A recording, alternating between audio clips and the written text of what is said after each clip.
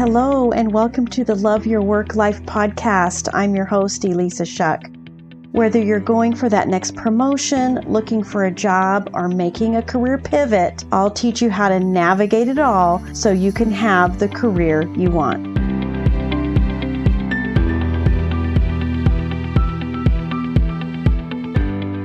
Welcome to the Love Your Work Life podcast, episode 23.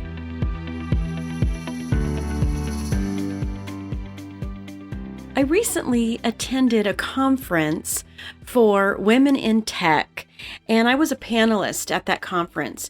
And it was really cool to see how all of the participants were preparing for their careers and especially interested in the interview process and how best to interact with recruiters and hiring managers and all of that. So one of the questions that came to us as a panel was, are there any weird questions or any sort of taboo questions during an interview? And it was weird because for all three of us panelists, we were stumped for just a moment thinking about those interviews and thinking, for me, thinking as a hiring manager through all of the interviews I've done over the years, and if I was ever taken aback by a question, or if I thought a question was inappropriate or something. And here's what came to me. I've never been stumped by a question, and I've actually never been offended when someone asked a question, but what maybe would surprise me is the energy behind a question, because questions can be asked with pure curiosity, a little bit of eagerness. But when questions are asked and that energy is kind of laced with suspicion or laced with anxiety, the recipient of that question will have a different reaction to it. So I want to talk today about how to ask questions in interviews, because this is what you've heard me say many times. The best interviews are conversational. The more quickly you can get to a natural back and forth during the interview, the better it's going to be. So what I recommend you do going into any interview is preparing yourself. First of all, yes, you're going to prepare yourself by looking at the company website, looking at the job description, all of that. We know that's so important to do heading into an interview. But it's even more important just to prepare your own self, your own mindset, your own sense of confidence before going into an interview. I use interview prep sheets that start with a doubt download. And this is because if your brain is full of weird, creepy thoughts that don't serve you, I try not to say negative, but let's be honest. They're not helping you, then maybe they're negative thoughts. But resisting those thoughts or trying to judge yourself and say, oh my gosh, I shouldn't be thinking those kinds of things, really all that's doing is intensifying the inner dialogue that you're having. So first, I want you to do that download.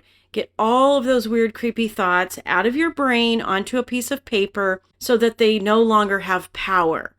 It's fascinating how that actually works because you're spilling it all out, and now you have a really nice, clean room in your brain to fill with better thoughts that will serve you in an interview. And the best thought that serves you when going into an interview are things like, I'm perfect for this job. Of course, they're going to see all the value I bring to the table. I'm ready. This is the perfect time for me to make this move, to give myself this promotion. Now you're going to refill your brain with those kinds of thoughts, and that's going to just help you enter every single interview with ease and certainty. So, back to the questions. When you enter an interview with ease and certainty, then the questions just flow. I do want you to be prepared with questions in advance, but even though you'll have some questions that you want to ask, you'll find that once that dialogue starts happening, then the energy in the room becomes a conversation. It becomes two people who are actually have a lot in common, are interested in the same things, and both really want to find a great fit for this role. Both want to hire a person who adds value, and you are that person. So when you're both thinking on the same track, it's so much easier to have questions that result in conversation. But listen, going into those with suspicion and going into those carrying the baggage of a poor work experience or a painful work experience in your past is not going to help you. That's why I want you to process all those doubts. That's why I want you to get super clear on your value going in so that the questions aren't laced with suspicion. So the questions aren't laced with, quite frankly, pain. If you're feeling pain and anxiety from your current role or previous role, that energy can be felt, my friends. So I want you to dispel all of that going in and enter the interview with curiosity. What do you really want to know about that job? The other energy that works so well going into an interview is being a consultant.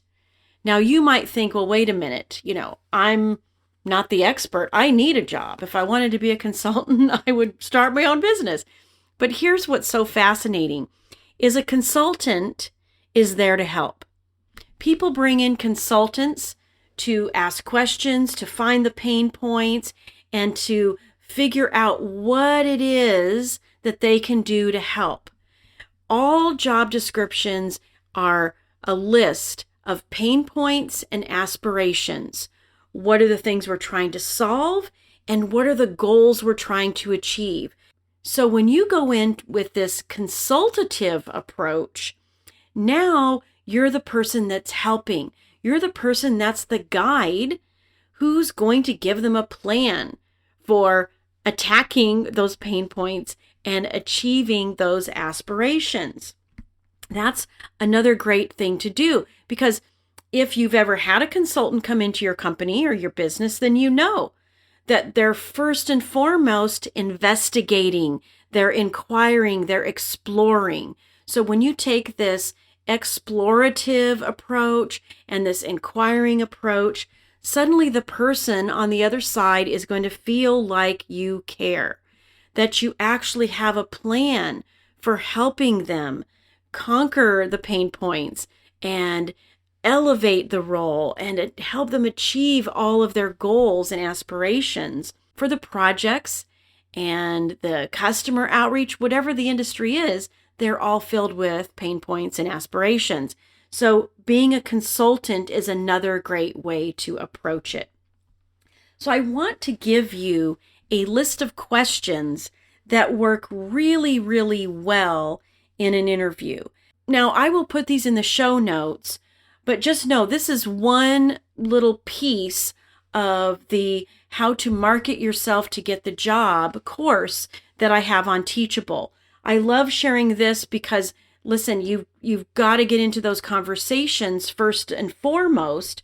But if you want to take another look at the How to Market Yourself in a Job Search, it's an easy to digest course, can be done in, like 30 minutes, 45 minutes, includes a workbook, but it's got a lot of great stuff to help you create this sense of you as a marketer, you as sharing the benefits of yourself in that role. Such an important piece. Now, these questions are a great way for you to uncover pain points, but the bigger thing behind these questions is, what is it that you can share after the question is answered about your qualities and your ability to do a role, or a similar experience that you had, and how did you tackle that? Let's go through these questions. The first one is, what is the biggest problem you're trying to solve with this role? It may be somewhat clear in the job description, but when you ask this question, you're showing some care and concern, and you're trying to uncover the combo of pain point and aspiration. When the question is answered and someone says, well, we're trying to launch a new platform, or we're trying to better engage our core customers with highly targeted marketing. Now you will have an experience from your previous roles that you can reflect on in conversing back. Well, that's so interesting, because one of the things I did in one of my previous roles was launch an influencer campaign that increased online e-commerce sales by 47% in 6 months, right? You've got this great example that now you can share. Oh, I understand that problem. I've tackled it before, and it's going to be no problem for me to tackle it inside your company. Here's another question. What is an example of a recurring challenge for the person in this role or on this team? Now you're diving a little bit deeper. What are the specifics that might relate to the role? You can also ask, are you adding this role, or is this a role that you're replacing? Very interesting. And don't be afraid to ask why as well. You'll find out some very interesting information, such as the person who was doing 2 roles now we're going to separate part of it so that we can be more specialized. There's lots of different things that can be, influencing a reason why that role even exists in the first place. And you knowing that is going to give you some great context and some, an inside scoop on what you're in for if you're offered the role. Asking something like, what's your biggest goal for this position? Super great way to uncover an aspiration. What is the most urgent result needed from the person in this role? This is a great way to maybe launch into a 30, 60, 90-day plan. If that's part of how you've prepared for this role, and this person tells you what's the most urgent need, now with your preparation of thinking about a 30, 60, 90, you'll have the opportunity to share that. And don't be afraid to make adjustments in your mind. Your brain is really good at being flexible. Don't think about your canned responses that maybe you've prepared with, but think of them as being flexible and adaptable so that you can answer to the need of the moment. And most importantly, answer in a way that helps that person feel assured.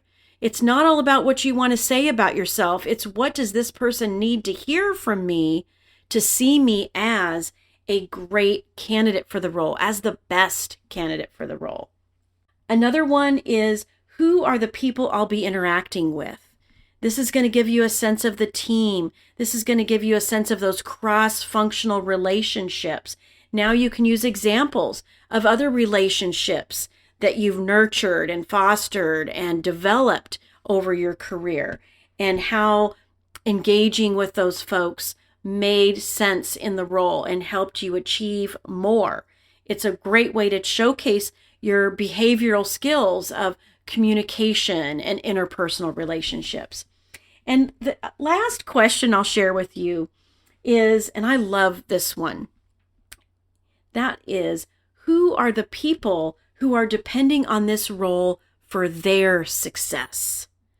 This is such a powerful question. I had a client tell me the other day that during an interview, asking these questions, the hiring manager said, wow, no one's ever asked me those kind of questions before. And it wasn't in a negative way. They were actually very pleased to have those kinds of questions asked, because it showed that you weren't there just to sell yourself, but you were there to learn, and you were there to guide the conversation, and you were there in a capacity of caring and curiosity, truly wanting to understand how you can create impact, how you can make a meaningful contribution. So powerful. So listen, next time you get into an interview and you're wondering how to ask questions, 100% be prepared in advance with the questions that you want to ask. Remember, you are interviewing them just as much as they're interviewing you. But make sure the energy behind the questions you ask is curiosity, is consultative, and really kind of exploratory. Those are really great energies. Those show a sense of integrity and interest that is absolutely going to capture the imagination of that hiring manager, is going to start getting them thinking about you in that role and what it looks like to work with you and have you on their team. All right, good luck. Use those questions and let me know how it goes. I'll talk to you again soon. Hey, if you enjoy listening to this podcast, you have to come check out my Love Your Work Life programs on Teachable. You can choose from on-demand courses or personalized one-on-one coaching with me. We take all of this material and apply it so that you can live it and create the career you want. Because when you love your work life, all the other parts of life get better too. So go to Love Your Work Life Teachable as search terms, or love-your-work-life.teachable.com. I will see you there.